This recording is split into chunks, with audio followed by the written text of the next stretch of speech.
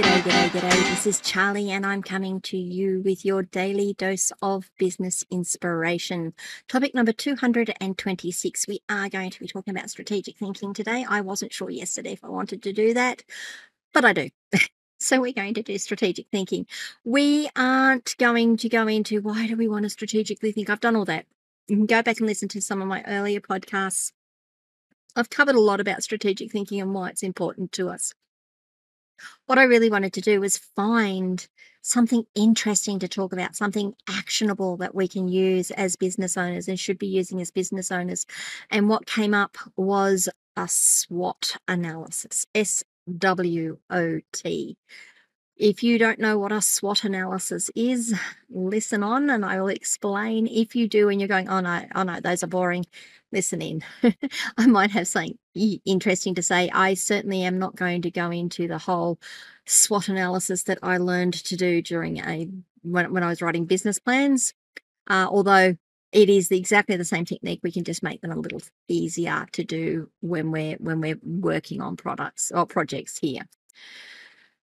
So what is a SWOT analysis? It is SWOT, S-W-O-T, stands for strengths, weaknesses, opportunities, and threats. It's a strategic planning tool that helps you identify the internal and external factors that can impact your business. By systematically evaluating these 4 areas, you can develop a clear understanding of where your business stands and how you can move forward effectively. Okay, that is the textbook analysis and description of what a SWOT analysis is. It's correct. It is exactly right. We need to go through our strengths, our weaknesses, our opportunities, and our threats. This description or definition was at a business level. So when we're doing our business plan, this is what you would do. You would look at your business strengths, all of that. We can use a SWOT analysis in just about everything we do. Now, sometimes you shouldn't be spending so much time making decisions, but when you are making decisions, going through and having a look at those 4 areas and defining the things that fall into those 4 areas are going to make your business decisions easier to make. It's a really, really badly worded sentence, wasn't it? Let's look at what they are, though. And yes, I do have notes. I always have notes. And I've changed the configuration of my band. So at the moment, I'm a little uncomfortable. I'm getting a new table in, and it will hopefully make things better. I just don't know when that's coming. So strengths are the internal factors that give your business a competitive advantage. So if we were going to look at this in terms of at the micro level, let's say we wanted to introduce a new product or introduce a new service into our business, I would absolutely recommend that you do a SWOT on it. So the strengths would be, what are the internal factors that give us a competitive advantage with this product or services? They might be things like it's a strong brand, there's a loyal customer base. A loyal customer base is normally something that you would consider even down to a new service or product. It could be unique technologies. It could be skilled employees. It could be unique technologies, that there is nothing else around that does this. What are the weaknesses? These are the internal factors, again, that might hinder the success of the product coming out or the service coming out. Limited resources, poor locations, lack of expertise in certain areas, outdated technology. The other one could be consumer understanding. No, internal factors. Staff understanding of what the product or service actually is. Therefore, they can't talk about it or they don't know how to deliver it. So they're your weaknesses. Opportunities, these are the external factors. So those first 2 were internal factors. These next 2 are external factors, things that you look at from the outside. Opportunities that your business can exploit to its advantage. These might come from market trends, changes in regulation, technological advancements, or shifts in consumer behavior. So if I was to look at the current industry as it is, AI, there are major opportunities for businesses using AI, particularly service-based businesses using AI. And we could look at how we can leverage those into our own new product or service. The threats, again, are external factors that negatively impact your business. They could include things like new competitors. A low cost of entry into the marketplace is also a threat. In entering your market, or sorry, let me just try that again. New competitors entering the market, a low cost of entry to the market, economic downturns. What is this current economy going to do to you if things change again and get worse than they already are? Hard to believe, but anyway, changing regulations or negative media coverage. Just some things that you've got to think about. So that's what those 4 quadrants are. How would I do a SWOT analysis if I was just going to do it at a micro level on a product or service? I would get my team together. I would get 3 or 4 people, 5 maybe, who are stakeholders in the project or the product or service I want to introduce.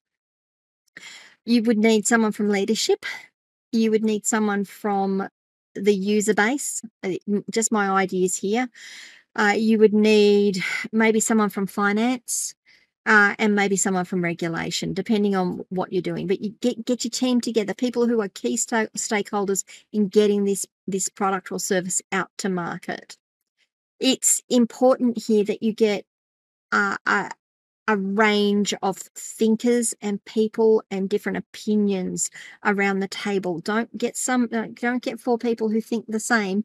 It's not going to be of benefit to you. Now, they're going to think the same on some things, but you're also going to want them butting heads on others so that you can get all of this information out. Ask them to identify the strengths. Ask them to go through and recognize the weaknesses.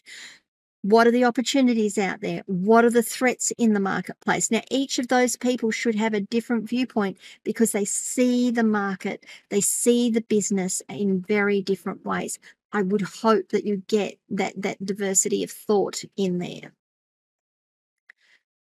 What I would then do is have, I'm showing my age again, a flipboard or a whiteboard, and I'd just be writing them up in columns: strengths, weaknesses, opportunities, threats. I might, because I'm a little bit slightly creative, use different colors, different color whiteboard markers for each one. Once I've got them all up, I don't care what order they come out in. I just want to get the thoughts out onto the page, so to speak. Then I would go through and rank them. What are the biggest strengths? What are our top strengths? What is our least strength? What is the top weakness? What is our least weakness?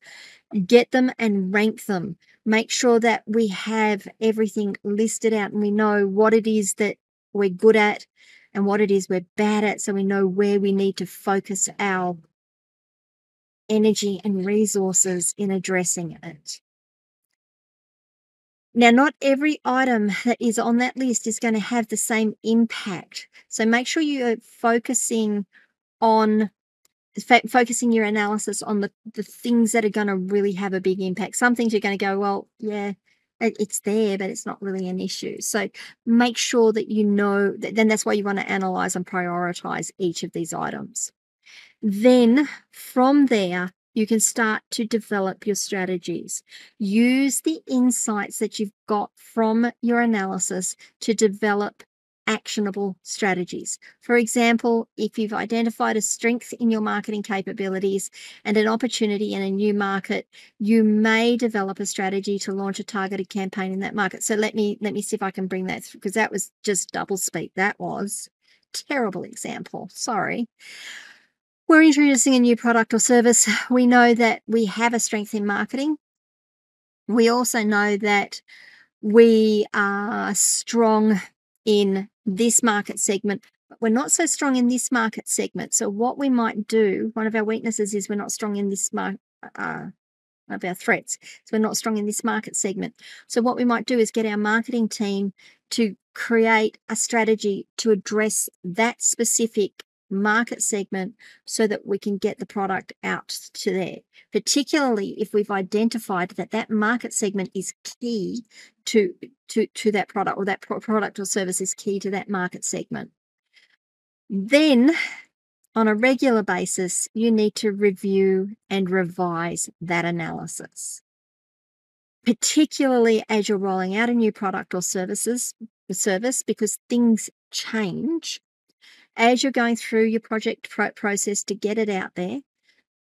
Have regular meetings with the project team and say, here's our strengths and weaknesses. Let's go through them. Tell me what you're seeing. Tell me what you're not. You can then go back and compare it to what you've got. You could get to that. You could ask them to look at it and say, do you agree with what we've got up here now? Does this still gel? Do we need to add more? Do we need to take things off? Where are we at in this process? Make sure you do it on a regular basis, because time doesn't stand still. Markets don't stand still, and by hell, companies certainly don't stand still. We grow or we contract, or thoughts change. That's the process of doing a SWOT analysis and why you want to do it. These are powerful tools that let you take a comprehensive look at your business's internal and external environments. You can do it at a macro level for the business. You can drive it right down for a sales strategy, for a product introduction strategy, for a marketing strategy. You can use this tool at so many levels and have it help you work better. Okay. As per usual, if you disagree with anything I've said here, I would love to hear from you. I'd love to know what it is that I'm saying that you don't agree with and why. What is it you would do differently? If you do agree, I would love to hear anyway. I would love to also hear how you are using these types of techniques. Maybe you don't use it as a full-blown SWOT analysis. Maybe you do it, but you've been doing something slightly different. I'd love to hear that, because everything that we know we can learn and share with each other helps us be better business people in general.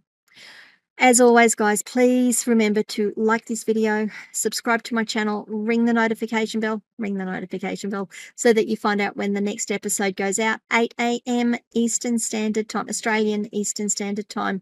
Every day of the week, I drop an episode like this. Tomorrow, we are going to talk a little bit more about focus. And that's focus as in mental focus, not focus as in magical focus. Sorry, I have been playing Guild Wars a little. Yeah. One of my little weaknesses there. I will talk to you tomorrow more about focus, and we will see how that goes. Have a great day, and I hope your business is successful. Bye.